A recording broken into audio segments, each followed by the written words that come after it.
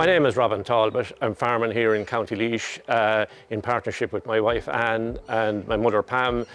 We're an autumn-calving suckler herd. We run a large herd of 220 cows. We put a big emphasis on grass and utilising the grass. All the cows would operate in a paddock system, 7, 8, maybe 9 paddocks in some of the groups. We produce all our own feed. We grow winter barley, winter oats and winter wheat, which are used to feed the animals. Up to about 15 years ago, we had been sourcing our replacements in our local marts. And it had worked quite well for us, but typically we'd bring in maybe 40 replacement heifers.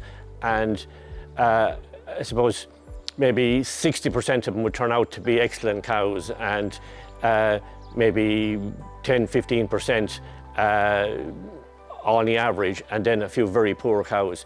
Over a period of a few years, we went totally into stabiliser. So now we're breeding all our own replacements, keeping our own replacements, and the genetics in our herd seems to be improving.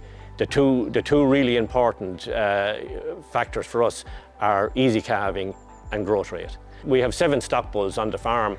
One of the advantages, I suppose, or upsides of easy calving is the herd, I suppose, has become extremely fertile, and also the cows cycle very quickly after calving. So we would typically turn our bulls out to the cows on the 20th of October, which brings us in really the middle of July calving. We're in the SCEP program, and look, I think it's excellent. Information is key in our job.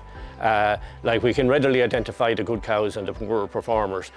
The two things, as I said before, is easy calving and growth rate. They're the two things that I absolutely no way will I compromise on easy calving, and we were always looking to improve the growth rate and efficiency of our herd.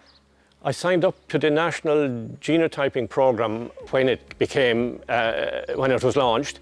To me, it seemed a no-brainer because it was fast-tracking the genomic knowledge of my herd.